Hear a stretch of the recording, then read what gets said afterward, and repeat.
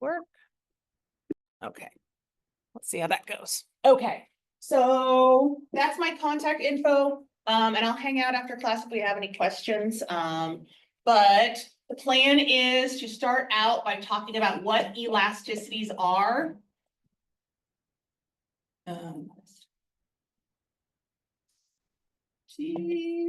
Starting with price elasticity of demand.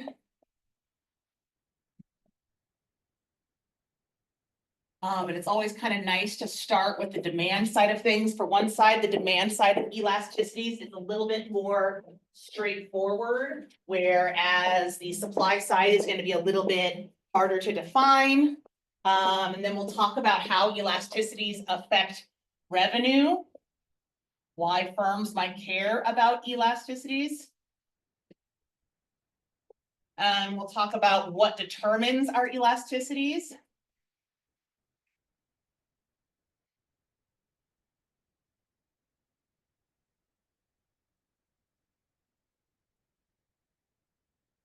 Then we will talk about other kinds of elasticities, like the price elasticity of supply. I don't think we'll get to that today because that's already a lot.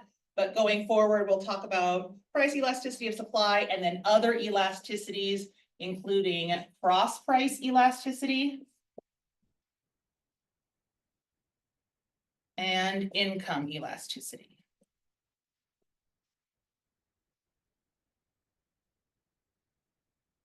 So if that's what we're going to be talking about, what are all these things? Well, elasticities are just a measure of sensitivity. When we're measuring how elastic something is, we're measuring how much it responds to change. So elasticity is, are we good to take this down? Elasticity broadly is just a response to change. And so what we're going to do with elasticity is really leverage what we've already looked at in the last chapter.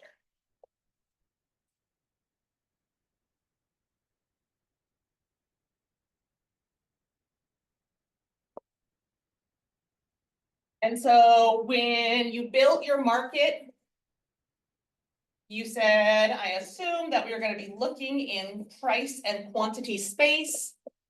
And you had a downward sloping demand curve, right?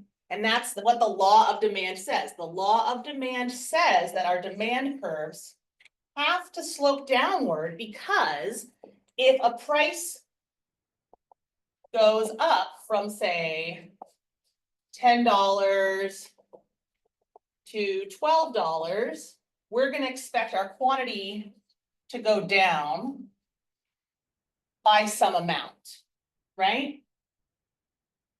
That's a known relationship, but what's not known is how that change in price will affect demand.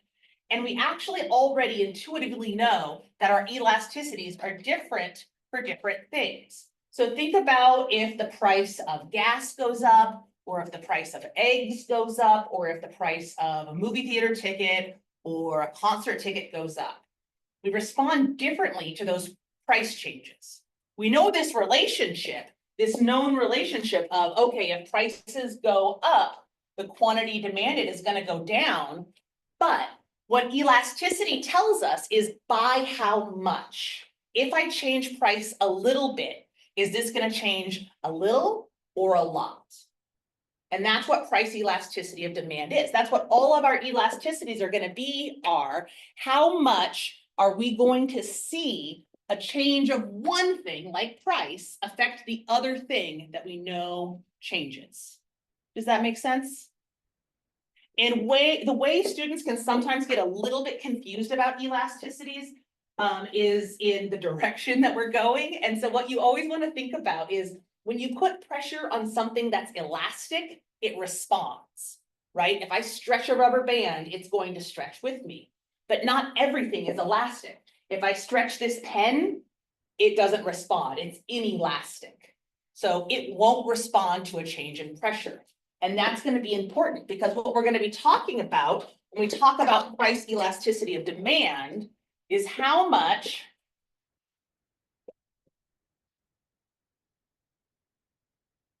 a change in price will affect quantity demanded.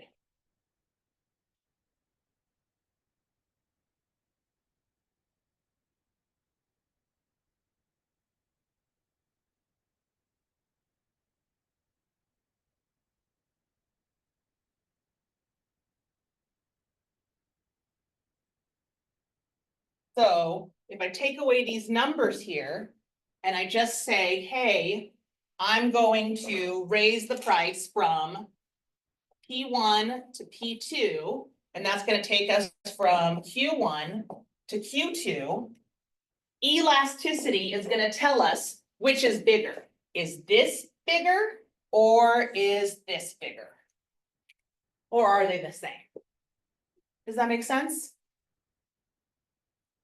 So we'll talk about elasticities a couple of different ways. We'll talk about them in terms of a mathematical number that we can calculate. We can calculate a value. So economists do this. They go through and they look at price change data and quantity change data, and then they calculate real world elasticities. And there are some of them reported in your textbook, and we'll talk about that.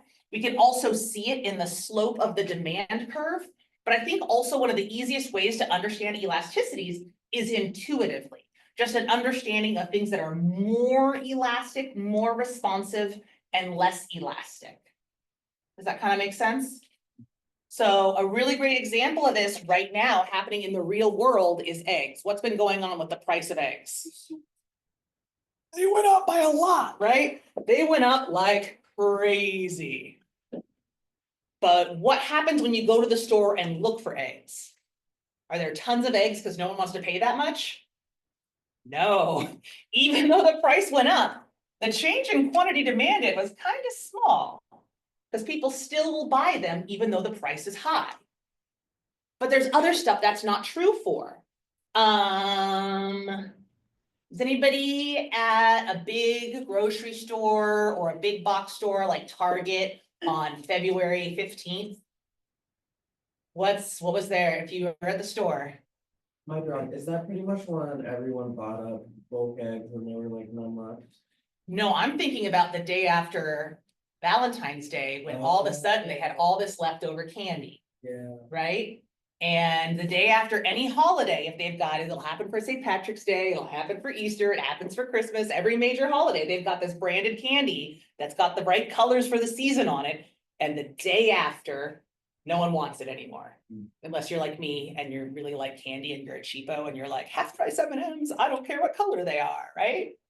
So there is some stuff where we see the price change and we don't respond very much, right? And that's what elasticity is telling us. It's just a measure of, if the price changes on this, are we going to respond a lot or a little? Does that make sense? Cool. So the first thing we want to do then is calculate this mathematically. And so the mathematical way that we calculate price elasticity of demand is to just look at the percent change in quantity demanded and the percent change in price. So there's a formula for this, and it says that elasticity of demand is equal to the percent change in quantity demanded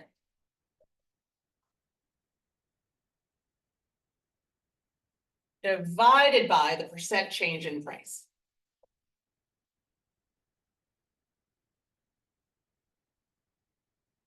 So if, for example, I am looking at just did an example in another class. Let's say I know that the change in the price of eggs has been, I think some economists are saying it's changed like 60% in a matter of months. So we would say 60% is like 0.6 would be our percent change in price, right? And we have seen a little bit of a change in quantity demanded, but not a big change. So maybe the percent change in quantity demanded is closer to 30%. If we divide 0.3 by 0.6, we get our elasticity of demand, which is 0.5. And this is telling us, okay, if the price of eggs goes up by 60%, the quantity demanded is going to go down by 30%. And even without calculating price elasticity of demand itself, we know 30% is less than 60%, right? So the effect of that price change is smaller. The effect on quantity demanded is smaller than the change in price.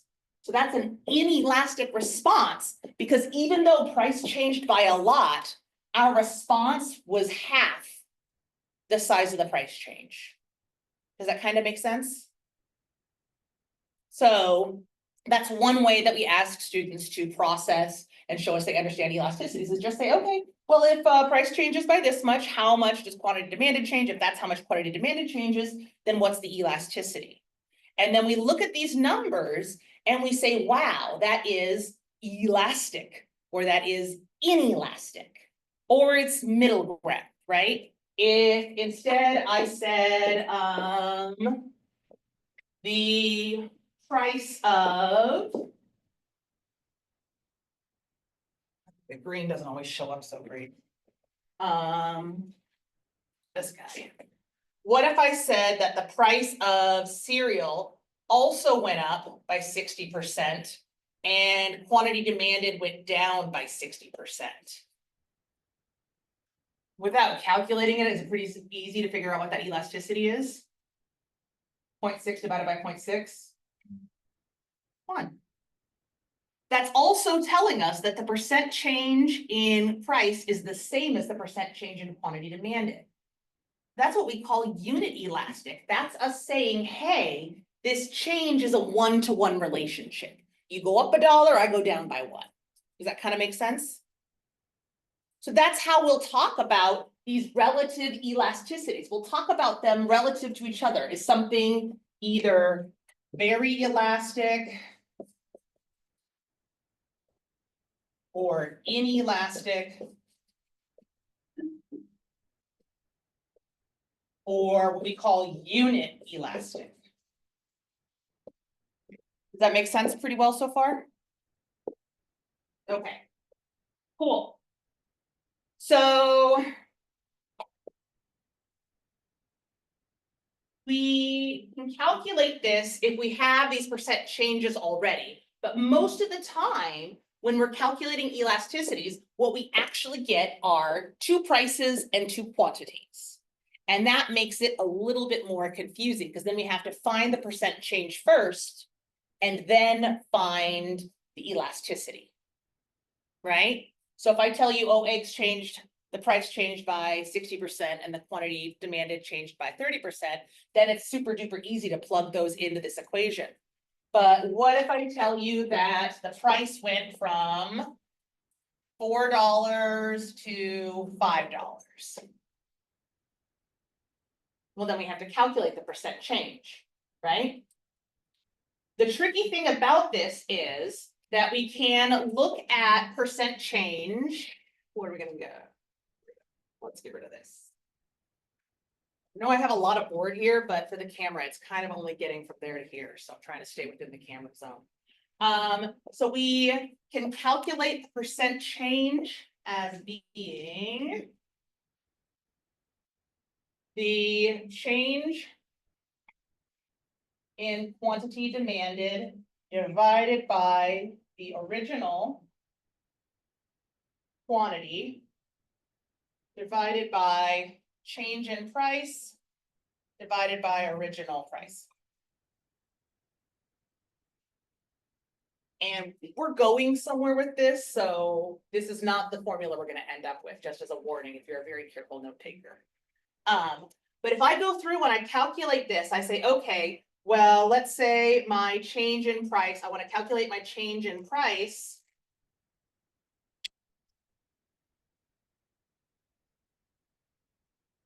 If my change in price is going from $4 to $5, that's a change of $1 divided by the original price of $4, which gives me a percent change of 0.25. Does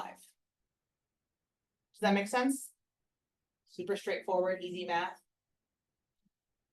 What if I go the other way though? What if I reverse the sign and say, I want to see what happens if I go from $5 to $4?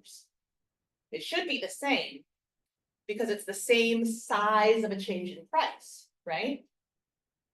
But if we do the calculation again, now it's a $1 change relative to that $5 price, we get a totally different percent change in price.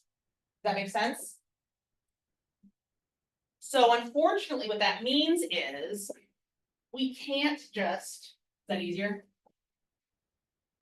We can't just do change in price divided by original price, because then we're going to get a different result depending on which way we go, which doesn't make sense. If we're talking about this same relationship,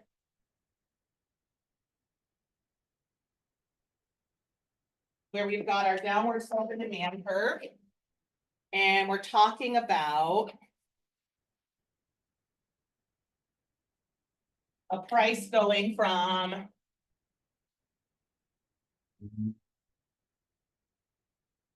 here to here, we would expect it to be the same whether we're going this way or this way, right? So unfortunately, this formula is not going to work for that, because we can already see that we get a different percent change in price depending on whether we're going from $4 to $5 or $5 to $4. Does that make sense? We have any questions about this stuff so far? I feel like we're going super duper fast already. We went straight from getting to know you to calculating percent change in price. It's a lot. Okay. So if this formula doesn't work, don't worry, I have a better formula. Most textbooks call it the midpoint formula. And the idea is, if we get in trouble going from here to here or here to here, why don't we just do what we always do and take the average, see what the difference is from here to either point.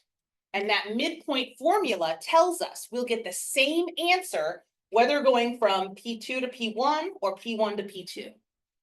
So the midpoint formula will work every time for any price change, regardless of which direction we go. And so that formula is going to say, instead, we want to calculate percent change in price by finding the elasticity of demand, meaning we're going to look at the change in quantity demanded divided by the average of the original quantities. So that would be Q1 plus Q2 divided by 2. Does that make sense? And then we can go ahead and divide that by the change in price. And again, we want to use the midpoint of the prices. So we're going to look at P1 plus P2 divided by 2. And now it doesn't matter whether we're going from $4 to $5 or $5 to $4, we're going to get the same response. So if I go from $4 to $5, then I'm going to have a change of $1, and the midpoint is 4 plus 5 divided by 2, or 4.5. Does that make sense? And if I go the other way, what if it's changing, it's going from 5 to 4? It's again a change of $1 divided by 5 plus 4 divided by 2. Cool, easy peasy. Super obvious. So that midpoint formula means that if I give you 2 prices and 2 quantities, you can calculate the elasticity and we'll get the same response whether prices are going up or going down.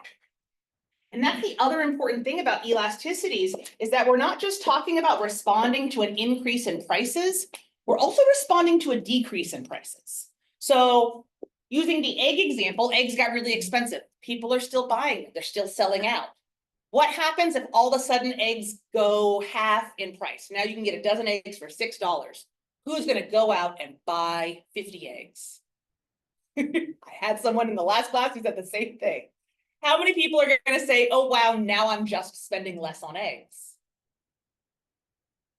A lot of us will, because we are gonna be not super responsive to the increase, but we're also gonna be not super responsive to the decrease. The amount of eggs we buy is kind of the amount of eggs we want, right? Maybe we make an extra frittata, and that's a lot of eggs. But we can think about other things that are the same, right? If gasoline is really expensive, okay, well, maybe you cut out a road trip, but you still need a certain amount of gas to get to work and home and school. If gas is really, really cheap, again, maybe you add in an extra road trip, but it's not like you're gonna say, what was it? In the 50s and 60s, they had laws against cruising, and that was because teenagers would be so bored that they would just drive around downtown by themselves, or not by themselves. They had their friends in the car and they'd be busting out their music. But I don't see gas getting cheap enough that we're all like, hey, you know what we should do? Let's just drive up and down the street. Just let everybody know we've got a car. So we won't change our consumption very much either direction. And so we want to think about these elasticities being a responsiveness to change in price, whether it goes up or down. Does that make pretty good sense? What questions do we have so far?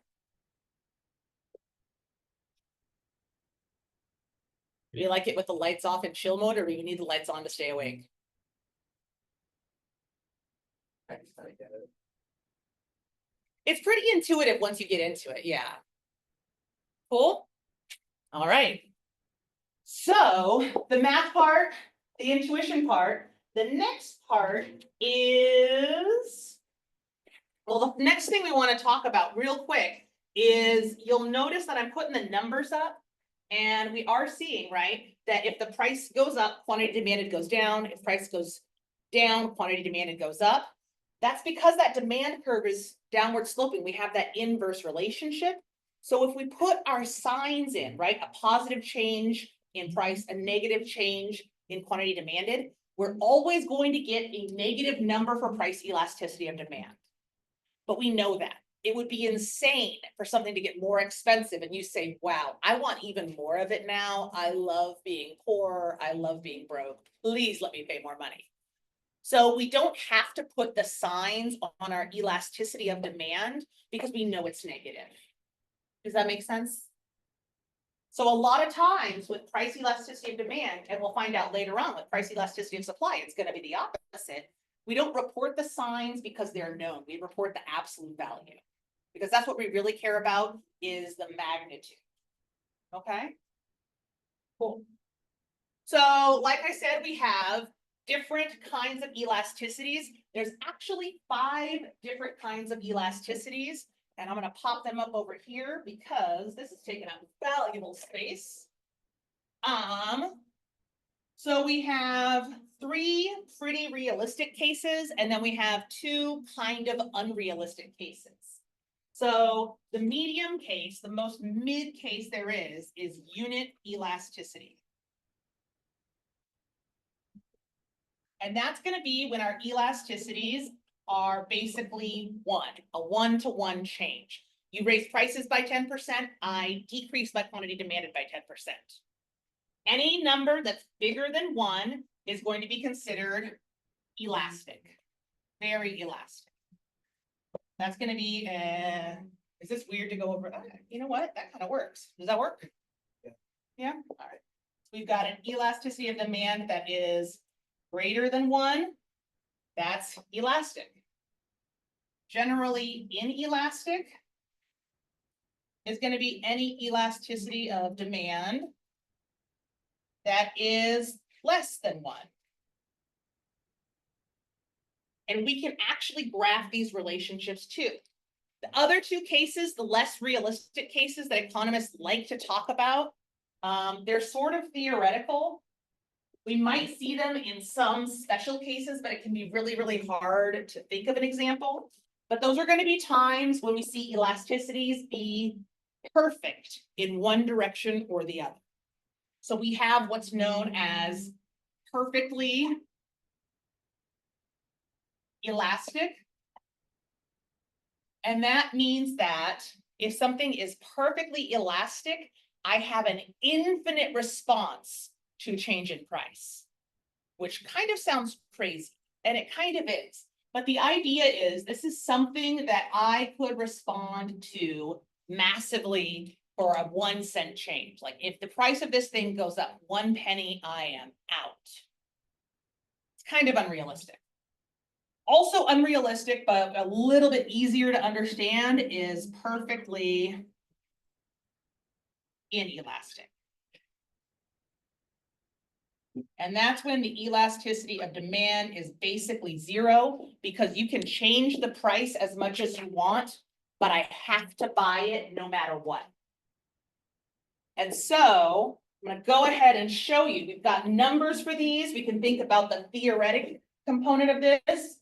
But what's really fun to do now is look at the demand curve shapes, because what we're going to see is that the shape, the slope of the demand curve tells us a lot about the relative elasticity.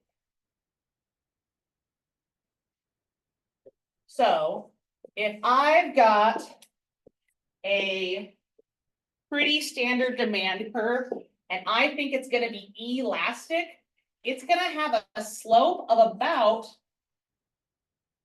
-1, because I'm going to expect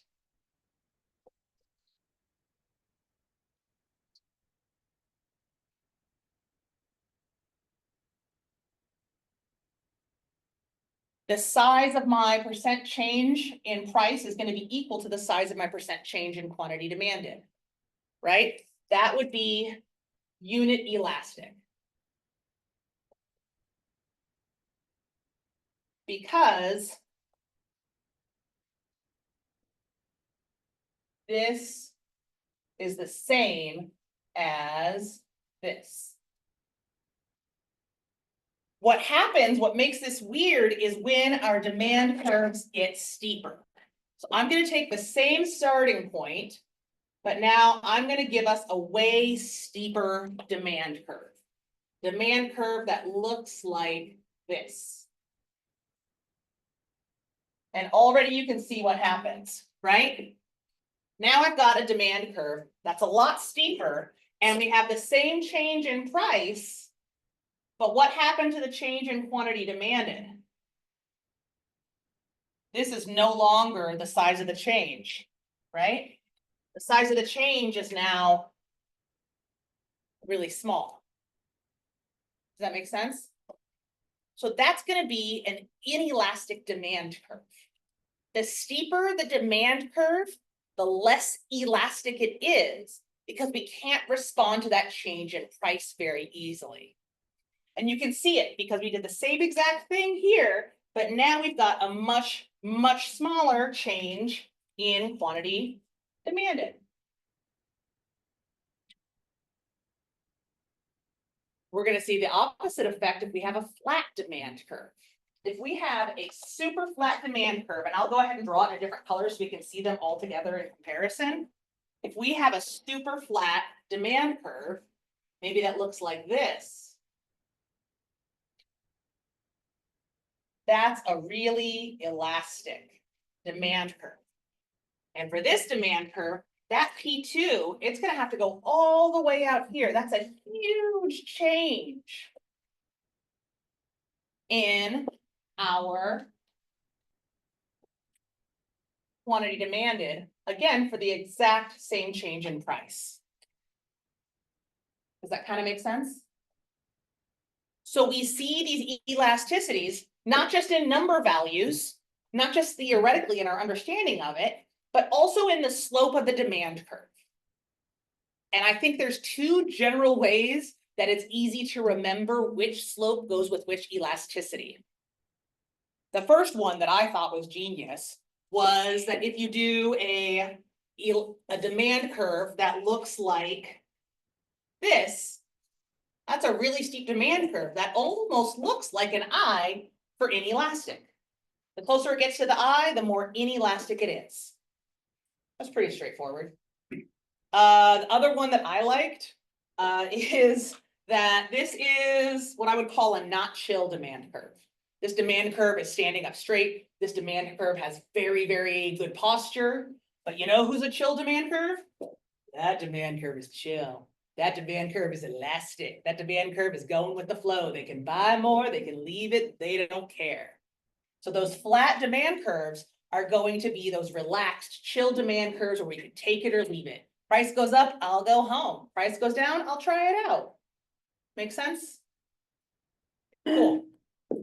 What about our two crazy cases, perfectly elastic and perfectly inelastic? They're going to be extreme. A perfectly inelastic demand curve is going to look like this. It's going to be a straight line up. That would be a demand curve that is perfectly inelastic. And again, you can see it's definitely an I. This is a situation where if price goes, if I start out at a given price, a higher price, I buy the same quantity. Oops, that's a 2. A lower price, I buy the same quantity. No matter what the price is, I'm gonna buy the same amount. I don't know if it's true that there are any actually perfectly inelastic goods, but we get numbers in elasticities that are like below 0.1, and that's pretty close.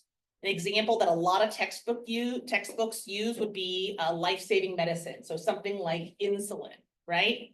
If you have diabetes, you need insulin to live. The price goes up, you still need insulin. The price goes down, you're not throwing an insulin party. You're like, I still need the same amount of insulin to live. And so you're not responding to the price. Your quantity that you demand is the same, whatever the price is. Now, in the real world, there are other things. When prices get too high, people find other options. They ration their medicine or they buy it in other markets, right? Drive up to Canada, road trip, those kinds of things, or down to Mexico. It's about equidistance for here, so you could go either way. Depends on what kind of weather you want.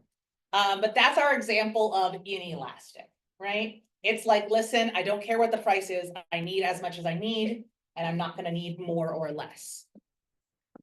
For perfectly elastic, it's the opposite. It is a bonker sauce demand curve that looks like that. That is perfectly elastic. And the idea here is that there is a quantity that you want and a price you're willing to pay. And if the price goes up by one tiny fraction, you're off the demand curve.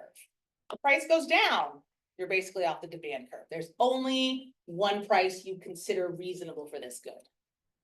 There's not really a good example of a perfectly elastic demand, but economists like to talk about it because they want to give the whole picture and this idea that there's this whole spectrum of options between perfectly elastic and perfectly inelastic. Cool. Awesome sauce. Any questions about demand curves? The demand curves become really important when we start talking about why we might care about these elasticities. And we care about elasticities as consumers because we want to know how prices are going to affect us. But firms also care about elasticities a lot. I know this graph is getting a little messy, so I'll redo it real quick. So let's say we are small business owners. We have an Econ 304 small business. What are we selling? Yeah. Teaching services. Perfect. We're gonna sell teaching services. We're gonna sell education. And we want to know if we should raise prices. There's only one reason to raise prices. Well, there's two reasons. You raise prices because you have to, but you also raise prices if you want to make more money, right? But we have a problem. We know that there's this relationship. We know that if we change prices, we're going to expect higher prices will mean lower quantity demanded. And that's okay, so long as our revenue is okay. Revenue is it's one of the very few things in economics that is simpler in your econ class than it is in the real world. In economics, we just say, hey, listen, your total revenue is super simple. Your revenue is the price you sell stuff for times the quantity you sell.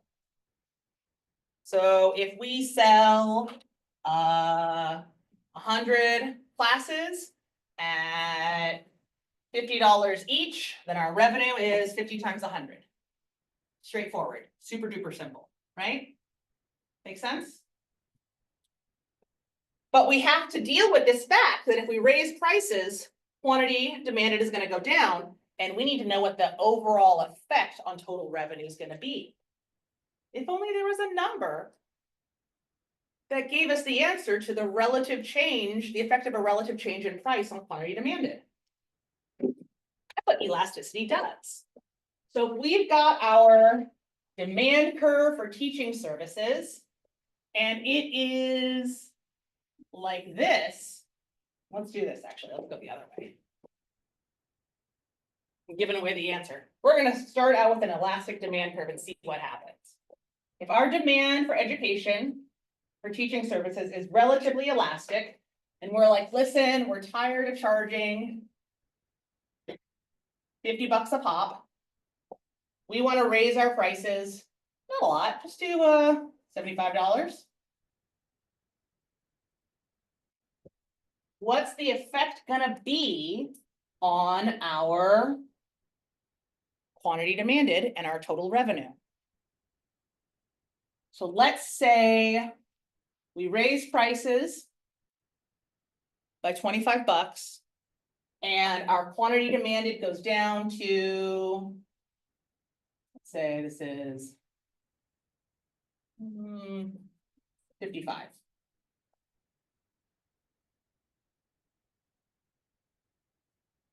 We can do this a couple of ways. We can calculate the elasticities. We can calculate revenue in both situations, but we can also just look at it graphically. And we can say, wow, before our total revenue was that we were selling 50 classes for 100 people. And this was our total revenue. This whole big orange area. And now we have raised prices. And we have seen a decrease in quantity demanded.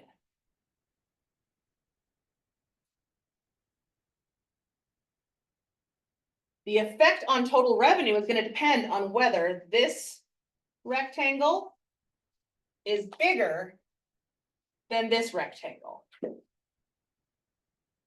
Because this rectangle represents the change in quantity demanded on our revenue. And this rectangle represents the change in price on our revenue. Does that make sense? So we can calculate it. We can say, okay, let's see. If we use the midpoint formula, it's going to be an elasticity of demand of, we have a change in price of, a change in quantity demanded of 45. Right? We went from 100 to 55. That's a change of 45. And then the midpoint is going to be 100 plus 55 divided by 2. That's 155 divided by 2. That's 77.5. Then we'll divide that by our change in price. We go from 75 to 50 or from 50 to 75. Either way, that's 25. And then 75 plus 50 divided by 2 is 125 divided by 2. That's 62.5. So then we go 45 divided by 77.5 equals about 0.58 divided by 25 divided by 62. 0.4. So our percent change in price was 40%. Our percent change in quantity demanded was 58. So we already know that our quantity changed by more than our price. Does that make sense? 0.58 is bigger than 0.4. Our elasticity, 1.45. Bigger than 1, that's elastic. That means that, let's talk another, am I running long on y'all? Okay. That means that we changed our price by a little and quantity demanded went down by more. So the overall effect on revenue is going to be down. So that tells us when elastic stuff is being bought and sold, consumers are going to really respond to that price. So the effect of raising prices is going to be bad for quantity demanded, because quantity demanded is going to have a bigger effect than price. What happens if we went the other way? If we want to raise revenue for our elastic good and we go the other direction and we lower our prices, is the effect on quantity demanded going to be the same, bigger, or smaller? It's going to be bigger, right? That 1.45, that elasticity is bigger than 1 because we have an elastic good. So that means this is bigger. If we switch the arrows, and instead of raising prices by $50, we lower prices by $50,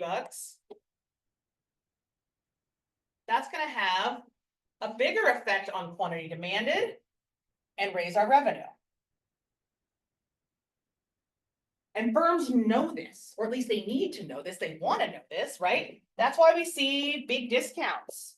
I don't know about y'all, but I sometimes fly Southwest because I like it when airlines treat flying like going on a bus because it's accurate.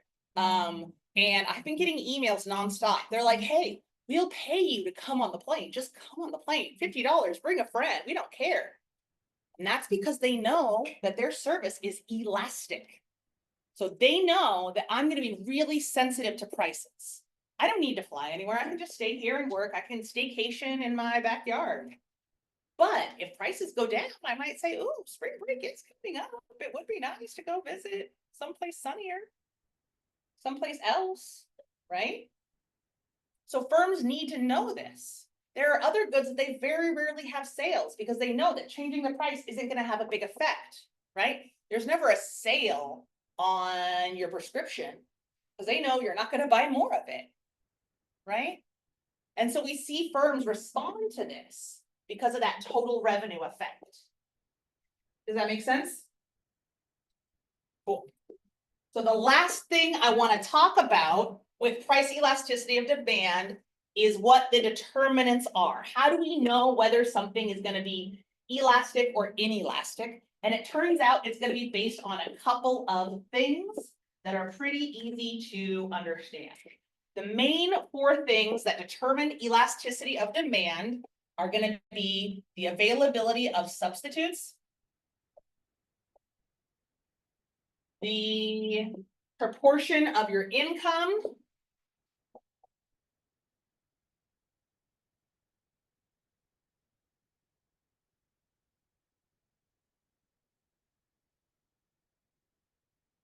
whether it is a luxury or a necessity,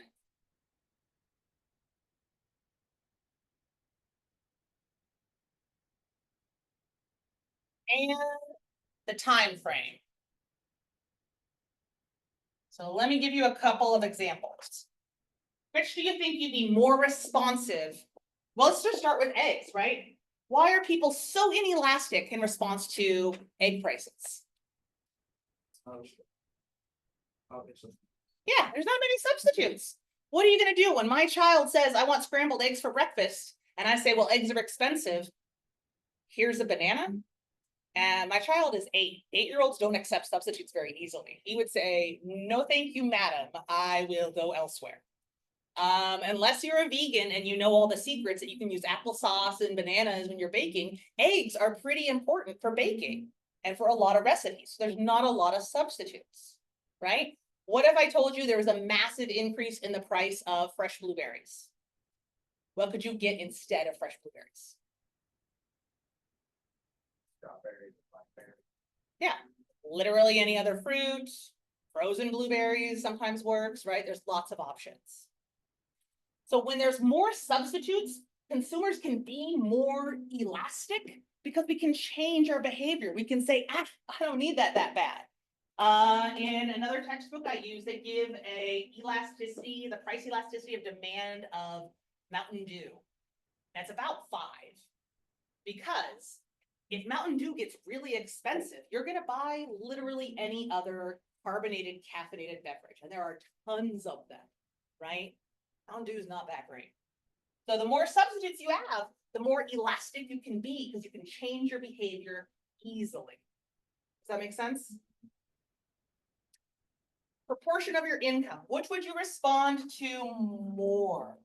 A change in the price of M&Ms or a change in the price of cars?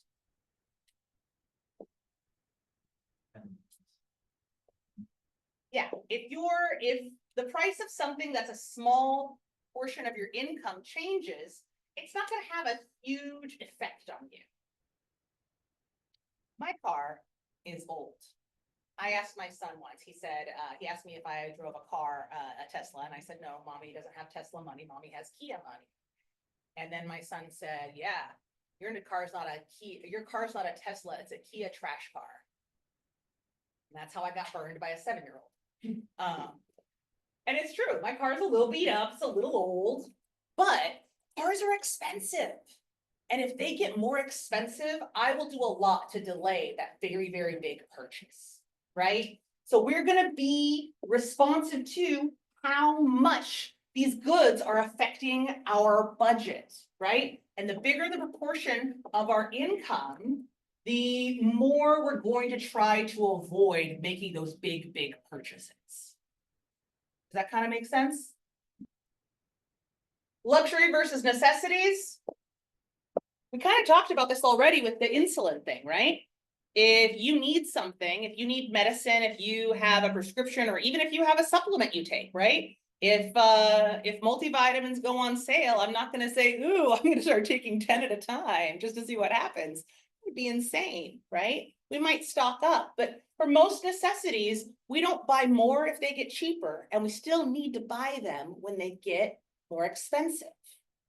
But luxuries are different, right? That's why Southwest lowers their prices. That's why a lot of entertainment and travel, they have big sales, big fluctuations in price, because they're hoping they can get us to respond, because they know that we're going to be really responsive to it, right?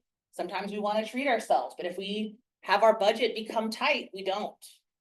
We'll avoid it. I don't need to go on a cruise, right? The last one, time frame. How many people drove to school today? All right, cool. If your tank was on empty on your way over here and you went to buy gas and the gas station had a much higher price than you expected, what would you have done?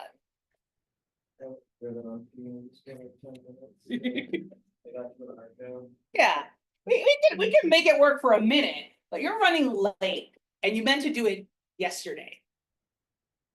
What can you do? Cry, give them your money, be like, I'll just buy 1 gallon and see how far I can get on it, right? Yeah. But if you know, wow, okay, the last week gas prices have been, every time I drive by the gas station, it's like $1 more than I expect. I'm gonna pick up a bus schedule, right? I'm gonna see if anyone wants to carpool. I'm gonna go fill the tires on my bike. I'm gonna figure something else out. The more time we have, the more able we are to respond to changes in price. And this is actually really important. We get way more elastic with time And that means that anytime there's a price change that lasts a long time, we're gonna get more and more and more responsive to it over time.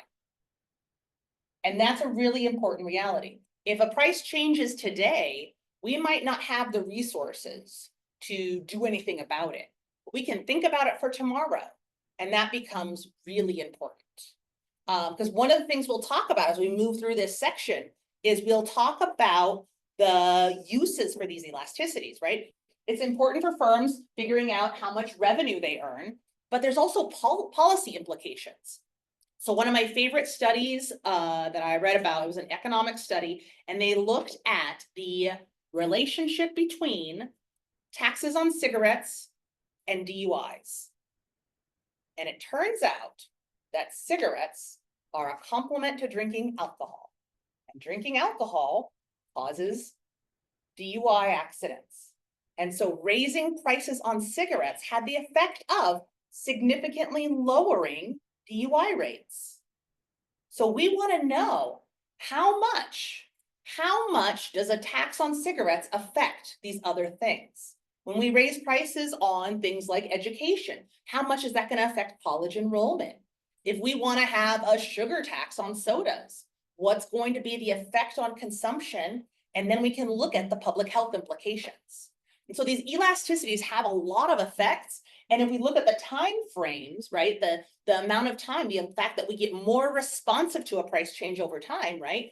If there's a new tax on cigarettes, you might not quit smoking today, but you might quit smoking in a year. Probably in 10 years, you'll adjust your behavior.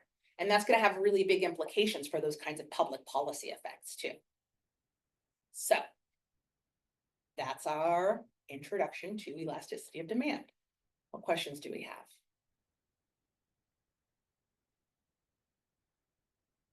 No question, but can't believe the drug cigarette has to do.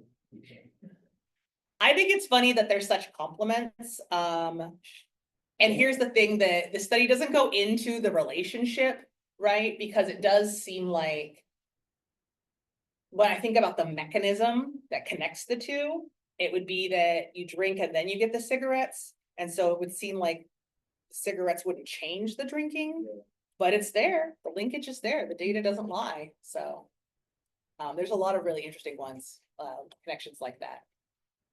There are, right, this gets back to, you guys talked about complements and substitutes in demand, how there's the effect of complements and substitutes. That's what we'll talk about when we talk about cross price elasticity. How much does a change in the price of tires affect consumption of cars and that kind of thing? So it'll be cool. Okie dokie. That's all of my time with you all. Thank you for your patience as I figured out the classroom.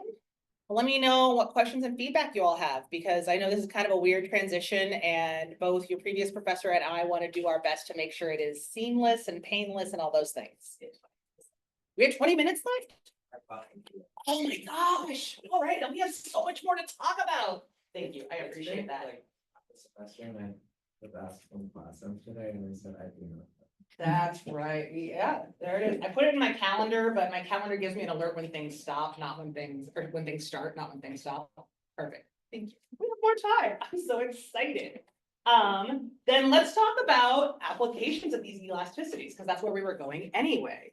Your textbook has a couple of examples, including looking at things like crop yields and like how agriculture markets respond to changes in price, right? Knowing what we know about these determinants of elasticities, we know that things like grains and food and agricultural products, they're going to be necessities with not a lot of substitutes, and that's going to affect firm behaviors and farmer behaviors. We can also talk about the effects of taxes, and we kind of already talked about that. We see this a lot in public policy initiatives to try and improve healthcare outcomes. So we tax things that we don't want people to consume with the hopes that they'll have less of them, without us kind of saying like, hey, we should stop that.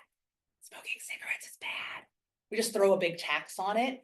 And then the hope is that reduces the behavior in a way that positively affects consumption. The interesting example that I've seen in a bunch of different textbooks is the policy implications of illegal drug trade. And so that's the example that we can look at. And so when we think about this, I'm going to give you all a couple of premises and then we'll walk through it together. So the idea here is that we want to reduce the value of the illegal drug trade. Premise is, okay, people do drugs, they become addicted, it's bad, and then they do crime to buy drugs, right? They are so addicted to drugs that they go out and they do crime, and there's a value to that crime, right? There's a quantity of crime being done to buy all those drugs. And so we have two policy implications. We can either prosecute the suppliers of drugs, right? We can either try to reduce the supply. And this is done by things like, I think the formal term is interdiction, but this is stuff like we're seeing policies now, like we got to clamp down on the border, we got to prosecute the suppliers, we got to really get at stopping drugs coming into this country. Other policy is demand side. What if we treat the symptoms of addiction and then people don't want drugs anymore? They're like, I'm high on life and sunshine. Have you been outside? Flowers are starting to bloom. It's pretty great. Who needs methamphetamine when you can have a beautiful walk in a park? So we could also try to reduce the demand. I know I'm kind of overlapping here, but I didn't want to get rid of these guys. Because these guys are going to tell us, we're going to make no assumptions about the supply of drugs. We're just going to kind of give it a, I'm going to try to give it a slope of 1, right?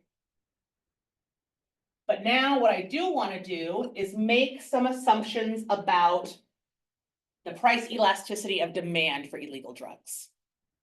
So thinking about luxury versus necessity, time frame, substitutes, proportion of income, what do we think drugs are? Elastic or inelastic? I mean, I know conceptually, like, no matter what, someone will be, they'll buy the drugs no matter what. I guess I just kind of got mixed up with vocabulary. Is that elastic or inelastic?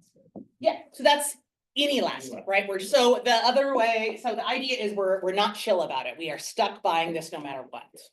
So that'd be inelastic, right? If we assume people are addicted to drugs, they're buying them no matter what, they're doing crimes for them, that's pretty inelastic behavior, right? That's not, I could take it or leave it, I'm chill, I'm a flat curve. That's, I need this. I am addicted. And so we're going to expect a pretty steep demand curve for drugs. Does that feel fair? We accept that premise? So I'm going to draw a pretty steep demand curve here. And then we can look at the effects of our two different policies. I should have made them different colors so we can have different. There we go. So we have our initial quantity and our initial price.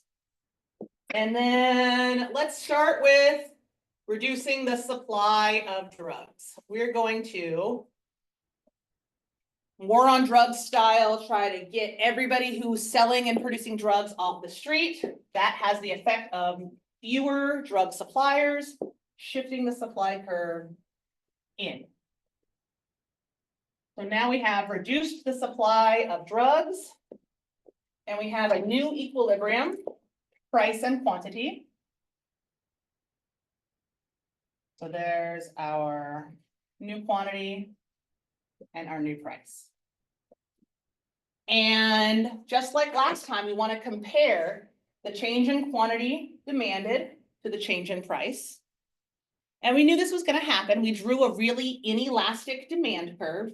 And what we see is what happens with this reduced supply is we have higher prices and lower quantity, but not by much. So in this example of reducing the supply of drugs, we see an increase in the price of drugs and a decrease in quantity demanded. But which is bigger?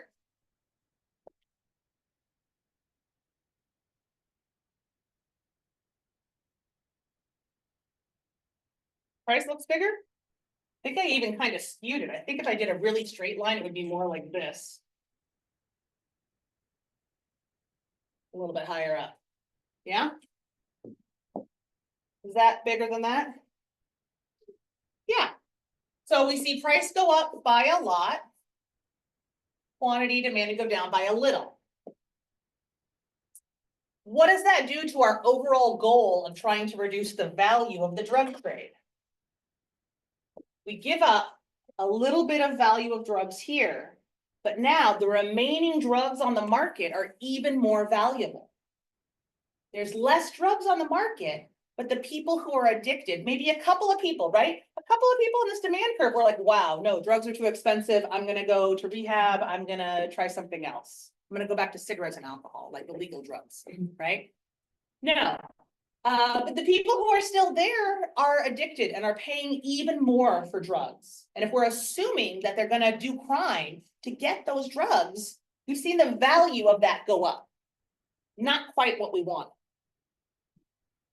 What about our other policy? What if we try to instead reduce demand for drugs? We're gonna do the Nordic example. We're going to do education and treatment, mental health care, those kinds of things. That's gonna have the effect of reducing the demand for drugs. I didn't really have the space to get further in than that, but conveniently, it's the same lower quantity, but now what happens to the price? Right? Price goes down. Well, that's really good news. Now we see a lower price of drugs and a lower quantity demanded, which means we did have the effect we wanted of reducing the value of the drug trade. If we think about it in steps, this way, we started out with an initial value of drug-related activity here, right? And then reducing the supply brought us to here. And reducing demand brought us to here. So if our goal is to reduce the value of drug trade, we want to reduce demand. If we want to reduce the quantity of drugs, both policies work. But if we want to make drugs less valuable, so that there's less of an incentive to participate in drug-related activity, then reducing the supply does the opposite. It makes drugs more valuable. Reducing the demand makes them less valuable. And so on the one hand, this is kind of like, oh, that's a fun example. We got to talk about drugs in econ class. But on the other hand, there's a real reality to this, right? We see this happen in other markets too. This is what happened. Some historians argue that's why we saw the rise of some organized crime in the United States, was we had a prohibition on alcohol, which made it lower supply, really high value. And so people started to import drugs or import alcohol from other countries and sell it on the shadow markets, right? And that was a way to create a lot of wealth because people wanted what they couldn't get. And it created a lot of modern criminal organizations. Whereas if we increase the supply or decrease the demand, then we're going to lower the value of that good that we know people will pay almost any amount for. Does that kind of make sense? Cool.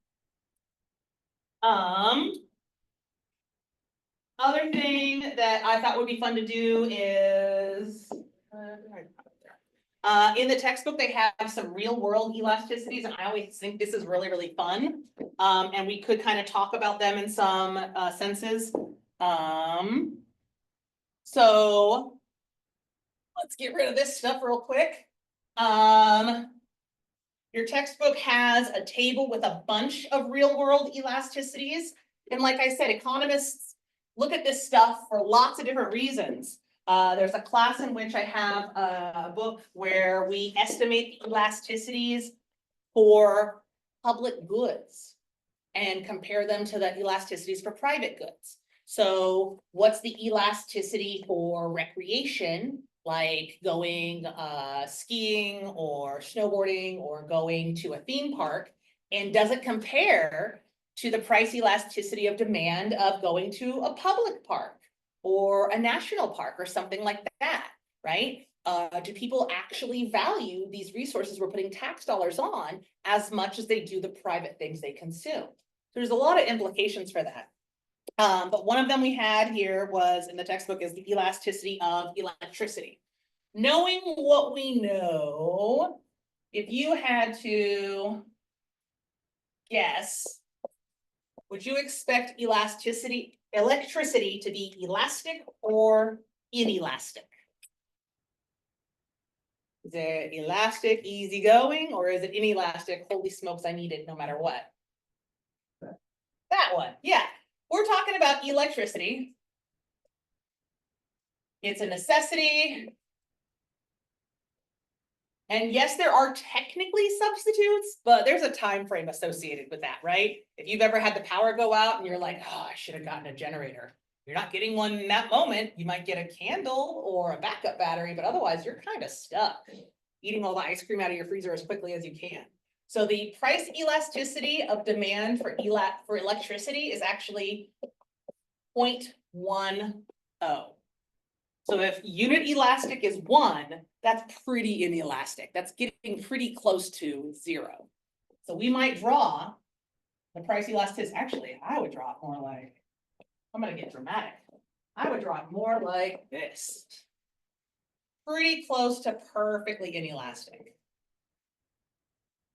And we know that because you know what's been going on lately. If you have PG&E, what have they done to their prices? Nothing, higher, lower? A lot higher.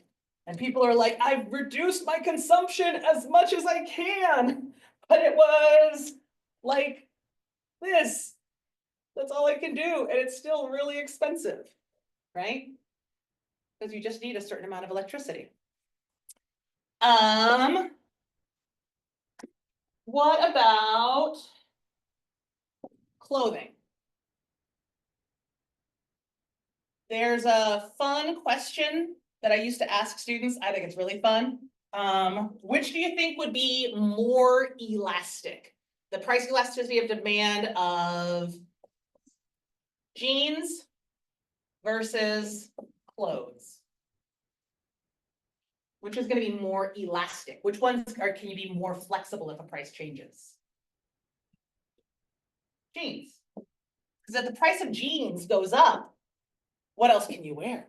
I mean, I don't think maybe 5 of us are wearing jeans right now, right? There's lots of other things you can wear to cover your body besides jeans. What happens if the price of clothes go up?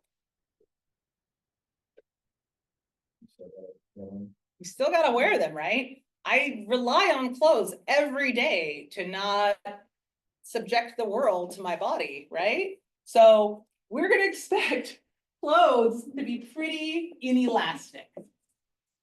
Not as inelastic as electricity because, you know, we don't buy them a lot and you can always buy used clothes, right? My friend was like, I just tried Poshmark, it's amazing. I was like, yeah, it's so much cheaper. Buy used, but it's still pretty inelastic, right?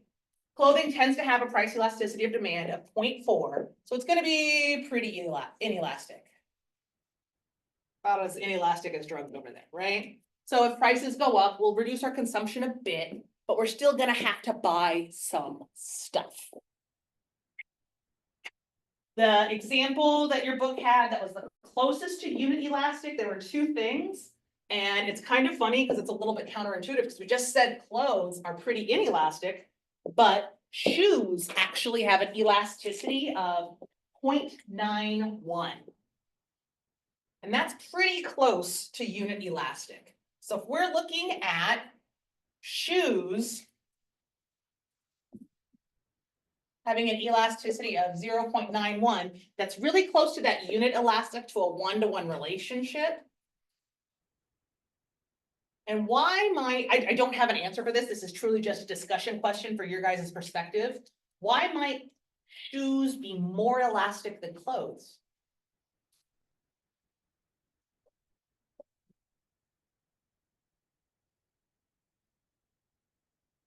We have our yeah. People like going barefoot, yeah. I like going barefoot.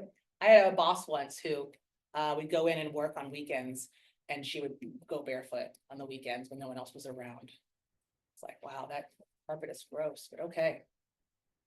Yeah, it's not as much of a taboo to go barefoot as it is to go naked. You get arrested for one of them and not the other. This wasn't one of the things we talked about, but when we think about the price of shoes and clothes and the way we buy shoes and clothes, do we feel like we make those purchases in a different way? The only word about commitment behind shoes. Yeah, our shoes tend to be more durable than our clothes usually. Does anybody feel like shoes are more of a luxury than clothes? That's probably pretty personal, but there's definitely a pretty expensive secondary market for both. I mean, there's more options for cheap shoes and expensive shoes than cheap clothes, maybe not. On the more elastic side, this one's pretty obvious, I think. Restaurant meals. Why might restaurant meals have a pretty high elasticity? Fast food. I'm thinking places with tablecloths. Oh.